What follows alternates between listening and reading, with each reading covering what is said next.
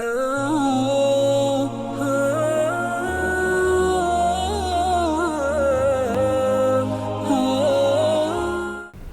اور صحت کے موضوع پہ آج ہماری گفتگو کا موضوع ہے روزہ اور تمباکو کا استعمال۔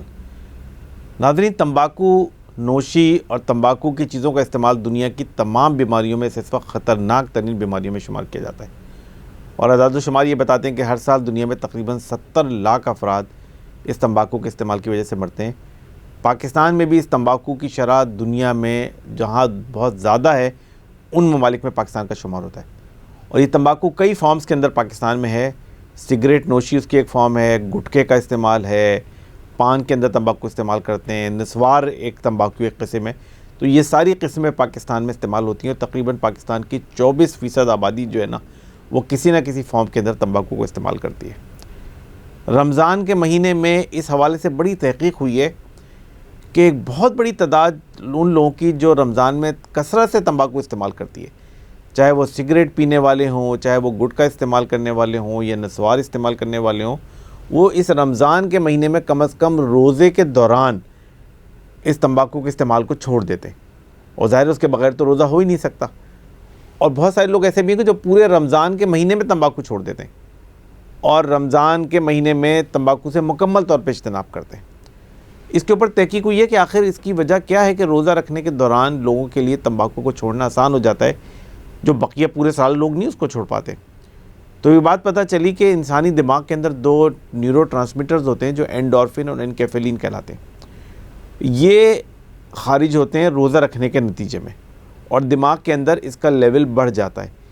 ان نیورو ٹرانسمیٹرز کی وجہ سے ایڈکشن کم ہو جاتی ہے، اور ایڈکشن کی وجہ سے جو کریونگ ہوتی ہے وہ کم ہو جاتی ہے، اور لوگوں کے لیے اس کو چھوڑنا آسان ہو جاتا ہے۔ تو اس کا مطلب یہ ہوا کہ روزہ رکھنا ایک بہت اس میں ایک پوٹینشیل اس بات کا ہے کہ لوگ اپنی ایڈکشن سے چھٹکارا حاصل کر سکتے ہیں، نجات حاصل کر سکتے ہیں، اور ایک بہت بڑی تعداد لوگوں کی ایسی ہے کہ جو رمضان میں روزے کے دوران ان چیزوں کو کنٹرول کرنے میں اور ان چیزوں کو ختم کرنے میں کامیاب ہو سکتی ہے۔ اب اس رمضان میں 2-3 چیزوں کی مزید ضرورت ہے جس کو ہم سمجھتے ہیں کہ اگر ہم استعمال کریں تو یہ ہمارے لیے بہت مفید ہوگا۔ پہلی بات تو یہ ہے کہ پوری دنیا میں یہ بات مسلمہ ہے کہ تمباکو اور تمباکو سے ریلیٹڈ جتنی چیزیں ان کا استعمال صحت کے لیے نقصان دہ، اس کا صحت کو کوئی فائدہ نہیں ہے۔ یہ ایک ایسا نشہ ہے کہ جو صرف اور صرف نقصان کا باعث بنتا ہے، اور رمضان کے مہینے کو ہمیں اس مقصد کے لیے استعمال کرنا چاہیے کہ ہم کسی طرح اس تمباکو نوشی کی لت سے چھٹکارا حاصل کر سکیں۔ اور باقاعدہ بہت سارے لوگوں نے تو سجیسٹ کیا کہ رمضان کو ہمیں کوئٹ ٹوبیکو کا منتھ اور ایک مہم چلانی چاہیے پورے رمضان کے مہینے میں، کہ لوگ اس سے کسی طرح مکمل طور پہ اس کو چھوڑنے میں کامیاب ہو جائیں، اور یہ ایک مہینہ ہے کہ جس میں اس کو بوسٹ مل سکتا ہے۔ تو اس حوالے سے ایک عوامی سطح کے اوپر، معاشرتی سطح کے اوپر، خاص طور پہ جن گھروں میں لوگ تمباکو استعمال کرتے ہیں وہاں اس بات کا بار بار اہتمام کرنے کی ضرورت ہے، کہنے کی ضرورت ہے کہ لوگ اس تمباکو نوشی سے نجات حاصل کریں۔ یہ تمباکو نوشی نہ صرف دل کی بیماری کا باعث بنتی ہے بلکہ فالج کا باعث بنتی ہے، لنگز کی بیماری کا باعث بنتی ہے، گلے اور ناک کے کینسر کا باعث بنتی ہے، اور اس طرح کی اور بہت ساری بیماریاں کہ جس کے نتیجے میں ہوتی ہیں۔ تو ان تمام بیماریوں سے بچا جا سکتا ہے اس تمباکو نوشی کے لت کو چھوڑنے کے نتیجے میں، اور یہ رمضان کے مہینے میں یہ کام نسبتاً آسان ہو سکتا ہے، آسان بنایا جا سکتا ہے۔ اعداد و شمار یہ کہتے ہیں کہ اگر دنیا کے اندر 10-12% لوگ بھی اگر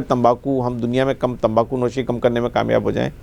تو دنیا کے اندر یہ جو بیماریاں ہیں جو تمباکو کی وجہ سے ہوتی ہیں ان کی شرح میں آپ 25, 30, 40% تک کمی لا سکتے ہیں، اور اس کے نتیجے میں جو اموات کی شرح ہے اس کے اندر کافی کمی آ سکتی ہے۔ تو اس لیے رمضان کا مہینہ دراصل ایک بہت زبردست موقع ہے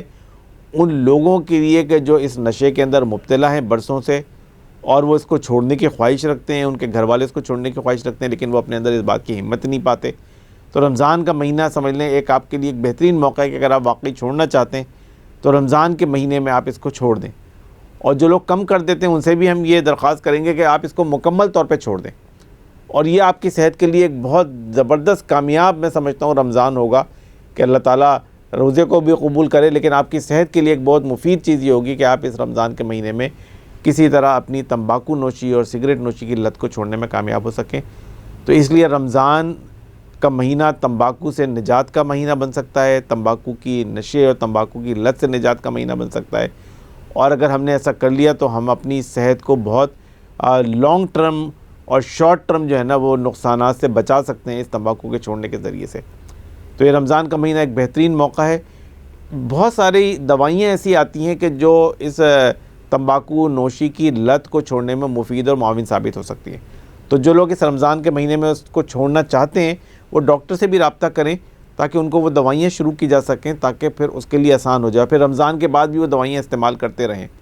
تاکہ اس کے نتیجے میں ان کے لیے بعد میں اس کو دوبارہ اس کی طرف آپ کی رغبت نہ بڑھے اور دوبارہ آپ کو جو ہے نا اس کی طرف رجوع نہ ہو، اور انسان پھر اس کو مستقل چھوڑنے میں کامیاب ہو جائے۔ اور زیادہ تر لوگ ایسا ہوتا ہے کہ اگر 2-3 مہینے کے لیے چھوڑ دیتے ہیں تو پھر آگے ان کے لیے آسانی آ جاتی ہے، پھر اس کے مشکل نہیں ہوتی ہے، پھر اس کی کریونگ اتنی نہیں ہوتی، یا اس کی وجہ سے جو ایک تکلیف ہوتی ہے وہ اتنی نہیں ہوتی ہے۔ تو یہ 1-2 مہینے کی تکلیف ہے، مشقت ہے کہ جو لوگ اگر برداشت کر لیں تو اس کے نتیجے میں اپنے آپ کو بھی اور ظاہر پورے معاشرے کو بھی ایک بہت بڑی بیماری سے اور لت سے ہم بچانے میں کامیاب ہو سکتے ہیں۔ تو اس لیے اس رمضان کے مہینے کو اس طرح ہم کوشش کریں